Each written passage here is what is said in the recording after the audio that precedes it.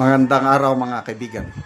Bigyan natin ng reaction opinion itong Facebook reel posted by Mga Mata ng Agila. Title dito is Pa-victim ang matandang Hukloban. Huwag kang mag-alala, babalik ka rin sa kulungan. Ito, isinare niya ang speech, I think privilege speech ito ni Congresswoman De Lima. Galit na galit, nanggigigil siya kay Congressman Libeste dahil inakusahan daw ng vote buying. Okay, pakinggan natin siya. During the suspension, this representation approached Representative Leviste, and I was asking him about his claim, the general claim, that everybody in this hall has engaged in vote buying. So I was telling him, can you please withdraw that particular portion because we find it offensive. For the record, this representation does not engage in any vote buying in any elections. Wah! The last elections of 2025. And I remember Representative Libiste saying that he is willing to withdraw that particular portion. So may we ask Representative Libiste, in fact, that is the case, that he has withdrawn, that he is withdrawing that portion because it has no basis, it has no evidence, it's purely speculative, it's offensive, it's unfair to everybody here in this hall. Can we have the answer, please? Because that is a parliamentary Majority inquiry. Leader to respond. Mr. Speaker, while we appreciate the sentiments of the Honorable Laila De Lima, I believe part of what she was espousing with regards to the contents of the speech was already part of the motion that be stricken off. Was already part of the motion in which parts of the speech be stricken off in which there was no basis, fact, or evidence. I understand, Mr. Speaker and Mr. Majority Leader, but we would want it from the mouth himself of Representative Leviste about that withdrawal. Majority Leader. Mr. It's not Speaker, just striking out, it's in fact withdrawal on his part. that being the case, Mr. Speaker, I am moved to recognize the Honorable Luisa. Thank you, Mr. Honorable Speaker. Levisa is now recognized. First, I would like to clarify that I meant that there are some, but not all. And there are many members of Congress who do not violate election laws. So please do not consider that I said that all. And I definitely withdraw that there are... Mr. Speaker, the request of this representation is with respect to the withdrawal. No need for any explanation. Is he withdrawing? Yes, but That I think also portion of the speech. for the benefit of the Majority people who are Leader. listening, Mr. Speaker, I Majority Leader, believe that order. party lists Doesn't not need Majority Leader. explanation. not by votes, for the most part. Okay. Tungkol sa vote buying. Ako, naniniwala ako, marami ang nambibili ng boto. Although, hindi naman siguro lahat. Kaya lang mas madami ang nag-i-engage ng vote buying. Siguro kung percentage-wise, mga 90%, ito opinion ko lang 90% sa mga tumatakbo sa eleksyon, ganyan ang nangyayari. Kaya nawalan ako ng ganang bumoto 1992, yun yung last na pagboto ko sa eleksyon. Presidential candidate noon si Miriam Defensor Santiago. Binotohan ko siya. Yang nanalo FBR. Nakita ko yung sistema sa eleksyon na wala nang integrity. Kaya mula noon hindi na ako bumoto. Dahil nga sa pangit na sistema. Ito experience ko Kapitan na ako noon. Nasign ako sa isang unit.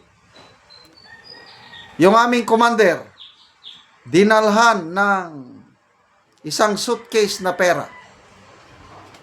Panahon ng eleksyon dinalhan para daw sa mga sundalo at mga dependents. Hindi ko nasasabihin yung lugar o mga politiko, but tandang-tanda ko pa nangyari. Kapitan ang rangko ko noon. Matino yung aming commander. Yung isang, hindi naman maleta, yung, anong tawag noon attaché case. Attaché case. Puno ng pera. Sabi ng commander, ibalik mo ito sa nagbigay. Pinabalik niya. Kaya doon ako, kitang-kita ko talagang Kala ng mga politiko, lahat ng tao nababayaran nila. Bumoto lang ako noong 1992. Then ako bumoto.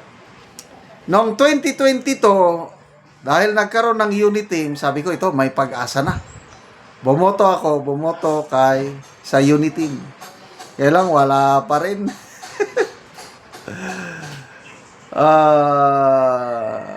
Nabudol pa rin. Akala ko, bayan, babangon muli. Yung pala, nabudol tayo. Yung 2022 na eleksyon na yun, sa lugar na kung saan ako botante, biglang tumawag yung aming kasamahan sa bahay. Sir, may dumating na pera sa inyo. Kayong dalawa ni ma'am. Magkano? 1,200. Bakit daw? Para daw sa inyong pagboto ni ma'am. Ibig sabihin, 600 kaming mag-asawa? Ay, sabi ko, ibalik mo yan. Hindi namin kailangan ng pera. So, hindi namin tinanggap yung pera. I don't know kung yung pera na yun, ibinalik sa ko, baka hinawakan na lang. Ganyan talaga sa eleksyon sa Pilipinas. Kaya agree ako kay Congressman Libeste na vote buying is so rampant.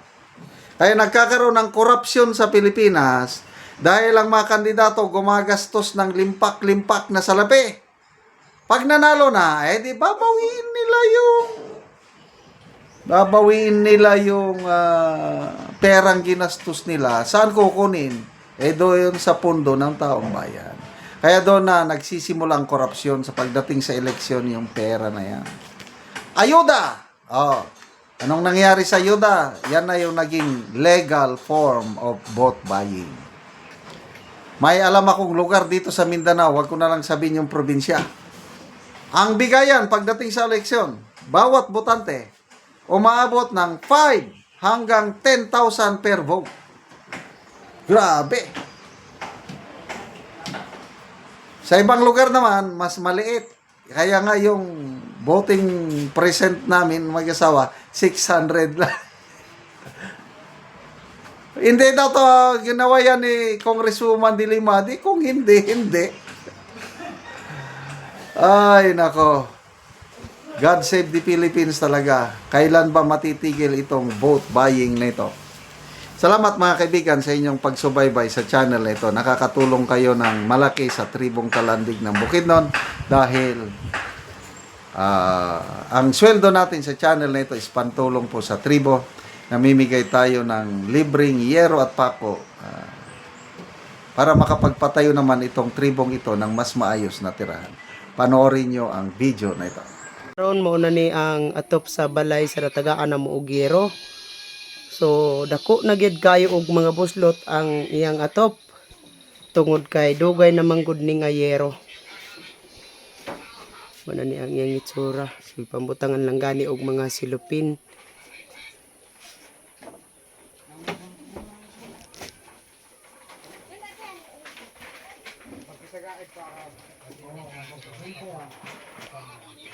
Og mo na ni ang gihatag na nga yero kang ante.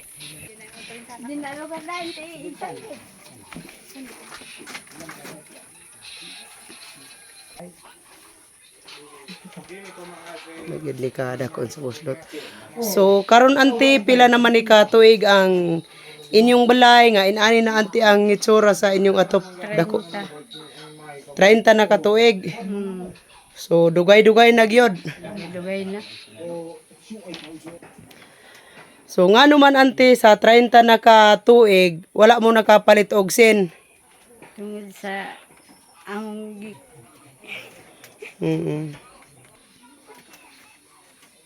kalisod. So igo ra dang amo giipalit sa makaon. So taman ra gyud ante sa pagkaon. Taman ra sa pagkaon. Oo, so naa pa kay estudyante karon ante? Wala. Wala na kay estudyante. Wala. Oo, so pila ka bukle ante ang imong anak? Napulo. Napulo. So asa sila gapuyo? Dinhi.